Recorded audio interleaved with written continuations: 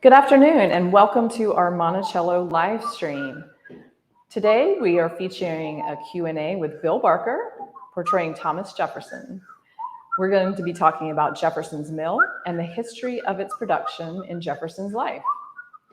Please let us know where you are joining from in the comments, and if you have any questions for Mr. Jefferson, you may leave them there as well.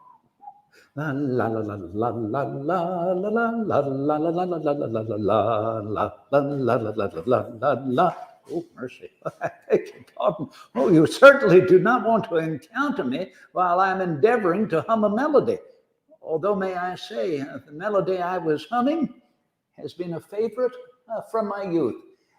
It is known as the Lass of Paddy's Mill. The Lass of Paddy's Mill. La la la la la la la la la la la la la la. It brings back many, many fond memories.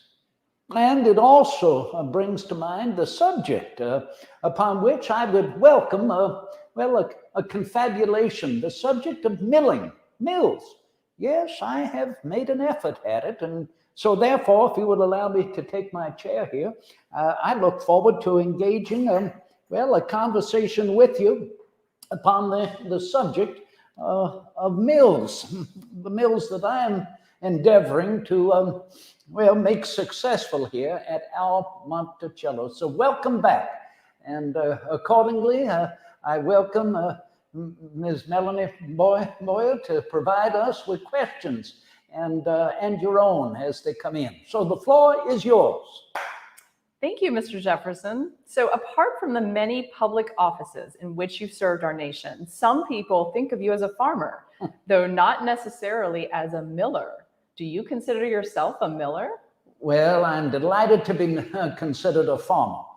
Despite all of my 40 years in public service and all of the offices that I have held, some of appointment, others by the voice of the people, I still prefer to be known as a farmer from Virginia. Now, upon the subject of milling and whether I consider myself a miller, no, I am no miller. A miller is an esteemed profession, a profession in itself, one that requires, if you will, apprenticeship at the success in milling. And remember, milling goes back into the days of ancient history all over the globe, not only amongst the ancient Romans and the Greeks, but also upon this continent in North America and upon the continent in South America amongst the ancients, the Aztecs, and in Central America. Milling. Now, our English use of the word mill and milling comes from a Latin word, molere, meaning to mill, to grind, and that is exactly what milling is. And it requires a great knowledge of how to grind corn, maize, hominy, wheat, and the like. So therefore, I can assure you I am no miller, but rather place in the hands of those well knowledgeable and experienced in the art of milling my operations here at Monticello. Okay, we already have one quick question from Chester. Let's jump right in with audience questions. Were the same mills used for both wheat and cornmeal? And what other grains were used? Well, Chester, in fact, yes, we have 3 mills here at my holdings entirely. And when I say my holdings, I do not mean only Monticello, I mean also Tufton Farm and Shadwell Farm, where I was born and grew up. Then there's Lego Farm and there's Pantops accordingly. But the mills that I have, the 3 mills that I have, I can tell you are to be differentiated as toll mills and sawmills. Now, the toll mills in themselves can be for private use, and yes, as public use. That is, the public will pay a toll to be able to utilize my mills. I endeavor to make a profit from that. Now, what do they grind, the toll mills? The toll mills grind corn, as I say, and they grind wheat. Now, they can also thrash, if you will, hominy, as I've made mention, and hemp as well can be ground. So those four in their recognition, corn and wheat and hominy, which is, as you know, is a product of corn, though a product more or less of maize. And maize, Chester, is dried corn, corn that is left on the stalks. And then the hominy itself can be placed, before it becomes actually hominy, so let us say the maize, is placed in a cauldron to be steeped with, well, let me see, an alkali solution, lye, if you will, to extract the skin from around those kernels. And then that allows you better to grind what then becomes hominy. So, and then the sawmill, of course, is utilized accordingly. Either, well, most here at my holdings, at the river's edge of Tufton Farm, the sawmill is on the opposite side of where my two other mills, the grain mills and the corn mills, which are located on the shores of the Rivanna at Shadwell. The sawmill is across the river on the riverbank at Tufton. Now, these, Chester, are water mills because the power used for milling, as I have always known it, and as has been known by man from time immemorial, is either supplied by water or it is supplied by wind. Wind mills, for instance, the grinding by the use of the winds and turning a great wheel. I remember the old windmill that was in Williamsburg while I was there as a young man. And of course, Chester, when we're talking about grinding grain, when we're talking about grinding corn, we are talking about quem stones, if you will, millstones, which are literally that. They are great stones cut in a circumference, flat on both the sides. They look like wheels. So you have that quem stone, the foundation stone, then on top of it, another stone of like cut, and they are ground together like that. That is what grinds the wheat, if you will, and the corn into very fine flour or hominy. And, you know, I cannot help but think, Chester, that as I've shown my thumb, that I remember it always said that a most accomplished miller has a mill thumb, that is, in continuing to see how fine and refined the flour is becoming, or the hominy is becoming. They develop a very large and flat thumb. I beg your pardon, that's somewhat errant from your initial question. Well, there's actually a follow-up question from Chester. He wants to know what you would do with ground hemp, since you mentioned that. Well, ground hemp is something that we can use in providing for various fibers. In clothing, we can use ground hemp for medicinal purposes. Only medicinal purposes, as the natives have learned it to be used. So did you inherit this production, the mill, from your father when you inherited this estate? I did. I inherited rather all too soon. One of my father's last efforts upon the farm that he acquired, Shadwell Farm, last efforts in improving his farm was to build a mill. Right there, I referred to it earlier, on the banks of the Rivanna River. He began this in 1757. And that was the year, that August, in the summer of 1757, during which he passed away. He was taken ill quite suddenly and passed away. He was only 49 years old. He left my mother a widow to preside over the rearing of 10 children. And I was the eldest son. I was only 14 years of age. I would not have full responsibility for the administration of my father's holdings, let alone the operation of his mill, until I approached my majority, that is, when I would become 21 years of age in 1764. But otherwise, my mother held life rights to all of my father's holdings, so it would not be until after she passed away in late March of 1776 that I would come into the entire responsibility of my father's inheritance. So yes, Chester, yes, I I inherited that mill that my father built in 1757 at Shadwell. So you talked a little bit about what milling entails, but for you, has milling been successful in the productivity of your farms? I wish I could say that it has been ultimately successful, as I wish I could say viticulture, the cultivation of foreign wine, foreign grapes, has been successful, but nay, I must readily admit that both have not been successful and have fallen very short of my expectations. I'm afraid merely the building of a mill itself, that is a two-storied structure built out of stone, that is the quarrying of that stone, the cutting of that stone, the building of the walls, and the operation of the wheels themselves by water power is very, very expensive.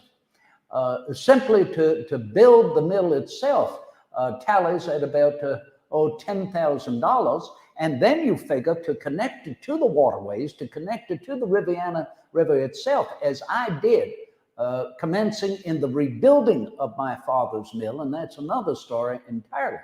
But as I attempted to rebuild that, and that was begun about 1803, I realized it was necessary to build a canal nearly a mile long, by which the water could then operate those great mill wheels. So that canal itself cost upwards of $20,000. So there you are, an investment of $30,000. And then these mills are leased out to millers. And when I say these mills, I've talked about the two grist mills that I have, because I began another in 1813. They're very close to that rebuilding of my father's mill in 1803. So they're leased out to individuals. The shoemaker family, or the family that consecutively have rented out my mills. So they're making a profit themselves as operating toll mills, so that the neighborhood and the public can go to those mills for the milling of their own grain. So you see, ultimately, it has not been so profitable directly to me, particularly when I have been at the mercy of natural setbacks in the operating of my mills. Can you tell us a little bit more? Tell us about some setbacks, and how did you rectify it? Well, there is the whole complicated recognition in farming. And when I say recognition in farming, I'm referring to the fact that a farmer is always prone to the vagaries of the seasons and the crops. A farmer cannot control the seasons and the crops. That is why I've often said you can never expect a clerk of the counting houses to come visit a farmer and demand to see a farmer's balanced ledger. By that I mean equal amount of debit and credit. It is an impossibility, because the economy of farming is bartering within the community. I have more of this season, you'll have more of that next season. And we trade and barter back and forth. So here, not to belay the subject of the setbacks of nature, I've referred to inheriting my father's mill. Oh, I was rather proud of that. Oh, I would want to make quite naturally my father's mill a success. And I felt I was endeavoring to do so until nature had the final say. None of us here in Virginia, particularly in the Piedmont and the Tidewater, will forget the great floods in May 1771. In fact, I remember the date. It was the 26th of May, 1771. And the floods there coming down from the mountain, the excesses of water and all of the rains came down into the Rivanna and destroyed entirely my father's mill, washed it all away. It destroyed my father's dam. He had built a dam there, a mill dam, as you might refer to it. And when you think then, 1771, I was in the midst of the practice of law, continually on the lawyers' circuit, both in the county courts, let alone the Supreme Court of Virginia, that general court, met twice a year in Williamsburg, Virginia. There was hardly time for me to attend to the rebuilding of my father's mill and the resuscitating, if you will, of its efforts. Then what happened? I think you may well understand. 1771, within a few years, and after the monarchy closed down the courts of justice in 1774, began the war. The next year, 1775, we declared our independence the year following in 76, and there we were, all of us inattentive to our farms and to a successful cultivation thereupon. That would not come back until after, 1781.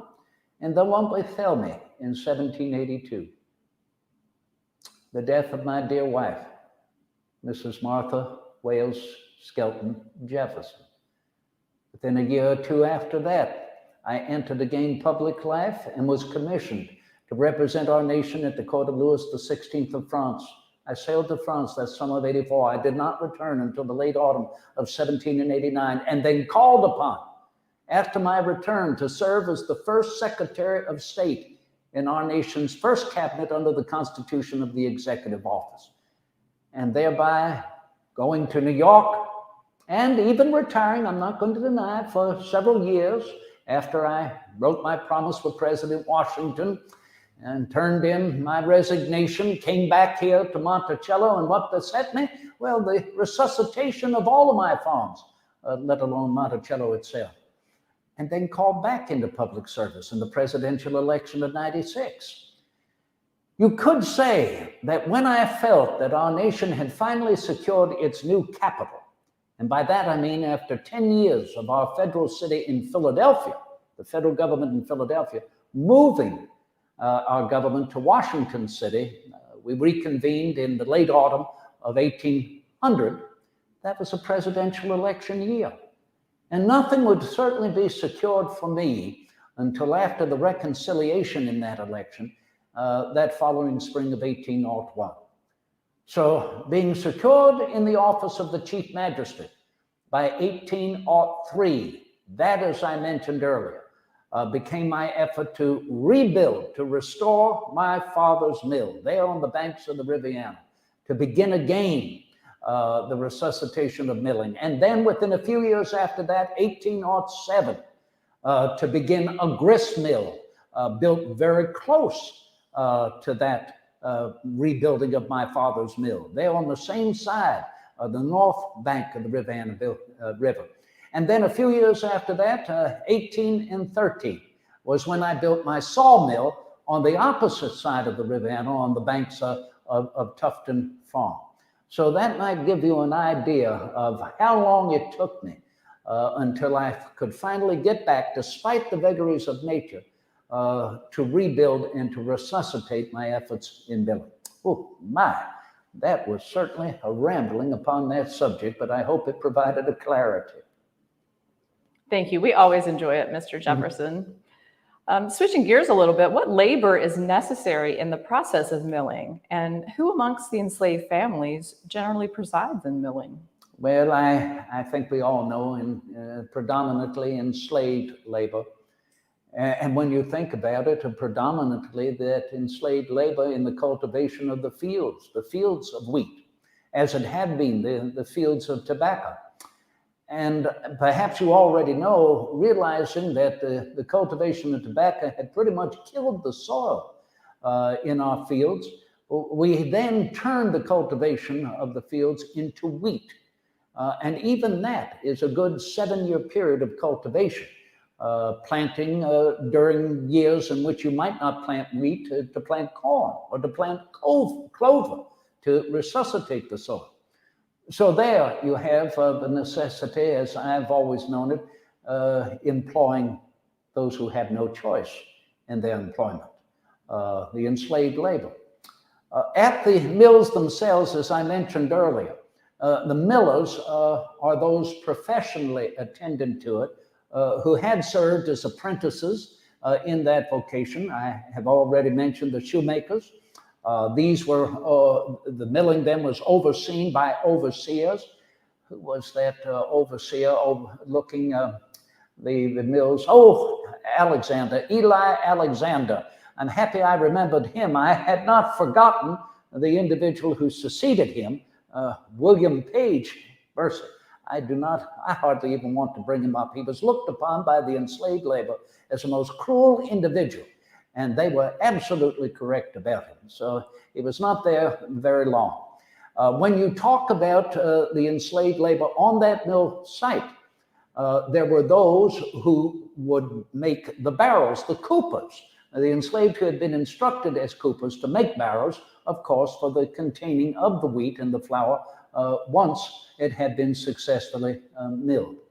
Now, I remember Wormley Hughes, dear Wormley, of course, predominant in the cultivation of our gardens here at Monticello, the beautiful flower gardens and the vegetable garden, was also attended to dynamiting, blowing up with gunpowder the rock in and about the banks of the Rivanna where the mills were situated, so that we could build that canal that I referred to earlier, the canal that I mentioned to be built 1803 and furthermore to be of use 1807. So Wormley oversaw that effort. And remember too, the gunpowder that we employed was the gunpowder that was manufactured by Pierre Samuel DuPont and his family that had at that time begun to initiate the finest gunpowder mills in all of our nation, and many suggest in the entire world. Now, when we were talking about building the canal, I can assure you that the labor force required to walk through the waters, understanding how the canals might be dug and how the canals might be built, and this during the winter months, predominantly December, January, and February, were also enslaved labor. I lament that I cannot provide you with the names specifically of those individuals, though rest you assured I have written down the names of nearly each and every enslaved individual that has labored upon our plantations, both here in this immediate area, let alone in Bedford County at my retreat house, to the number of nearly 600 or more. So I'm hopeful posterity will have a recognition for those names, and yet I apologize and lament the fact that the recognition of those who labored at the mills is not so clear. Well, thank you, Mr. Jefferson. Let's talk a little bit about other farm productions that are happening near the mills. Well, as I had mentioned about the cooperage, that is, of course, a production on the farms, the making of barrels, so very, very necessary, not only for the flour, but also recognized for tobacco, particularly the coopering, the manufacture of hogsheads. Hogsheads are the largest barrels employed in farming for the production of tobacco. They are that large barrel in which you pack solidly, tightly, 1,000 pounds of tobacco. I also have talked about the sawmill and its effort. There is also the idea of a gypsum mill, that is the grinding of gypsum. And gypsum, of course, can be used in fertilizers. So very, very necessary in resuscitating the nutrients, if you will, the food in the soil, so necessary to cultivating other crops. Particularly tobacco, as I mentioned, it kills the soil. The cultivating of the wheat, the more so, let alone of corn. So those efforts, I think, in and about the mill site, whether it's there at Shadwell Farm or Tufton Farm, Lego Farm, Pantops, and Monticello, are very much a part of the cultivation upon our farms. Coincidentally, when I'm referring to the cultivation of the fields, I know that at Shadwell, the entire farm is divided up into 4 fields, major fields of about several hundred acres. And what is interesting is that the mills are located down, I mentioned, along the riverbanks. They are located between what I refer to as the west field and the south field.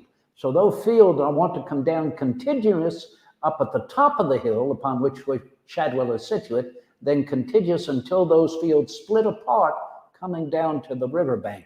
And it's where they split apart, there in betwixt them, that we have the whole manufacturing complex of those I refer to collectively as our manufacture mills, or toll mills, however you might refer to it otherwise. So what are some of the most impressive mills that you've seen in your travels? Oh my. I wrote them down. I was able to see them with the naked eye, as I had already been informed about them from the Agricultural Society in South Carolina. And they are rice mills that I was able to see when I ventured through the northern Italies and into Lombardy. The rice mills that I saw, where were they? In Vercelli and in Cassino. Now, these rice mills were extraordinary. The purpose of them, of course, was to thresh apart the rice, the kernels, from all of its leaves and the like. But what I saw about the particular rice mills in the Italies were these iron teeth that were there to help the threshing, if you will, of those rice kernels, and to make it the more pure in its final utility. So I wrote to the Agricultural Society of South Carolina that they employ such iron teeth that could accomplish the very same thing. I do not know whether they have actually done that and followed my suggestions. But those, I think, were the most astounding mills that I saw during the 5 years that I served our nation as Minister Plenipotentiary to the court of King Louis of France. We had a question come in from George asking if you implemented any innovations in your mill designs as you had with other buildings. I have, George. Thank you for asking that question. I have tried to improve my mills with the suggestion, if you will, of Oliver Evans. This is a gentleman I have known for some time. In fact, I believe he is initially from Delaware. In fact, he has told me, born and brought up in Dover, Delaware. Mr. Evans approached me during my very first few months as overseeing the patent department. I was head of the patent department, as was part of the office of Secretary of State.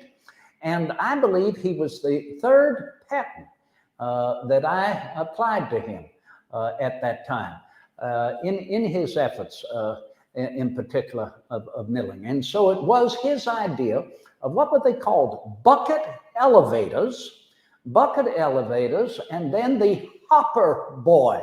Those were his suggestions in the improving of milling. What it really was a bucket, literally, to bring the grain up to the top so that the grain might then fall down a chute into these hopper boys. These hopper boys were a threshing method of pulling apart all of the chaff there from that grain before it would fall down into the actual milling process. So this creation, this improvement that was provided by the genius of Oliver Evans is something that I have tried to employ in the improvement of the mills here at Shadwell. Well, I think we have time for one last question today. So let's think about the future. How do you think mills may be improved upon in the future?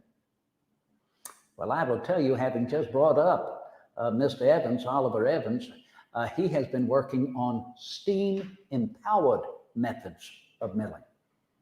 Now, there we are. Will man any longer have to rely upon water or the wind? Or could it be that remarkable steam-empowered mechanical device, which we have already employed upon boats that can thereby propel themselves forward consistently against the vagaries of winds and currents? Or that steam-empowered mechanical device we have already employed in a cart, placing the cart on two rails parallel, that it might propel itself forward consistently against the vagaries of terrain, to move up a hill consistently, go down a hill or around a hill consistently. May not that be employed in the improvement of milling? I think so, and it is already an interest that I have to provide that. And remember, we're talking about the continued ingenuity of the human mind to improve upon things in order to provide us less dependency on human labor.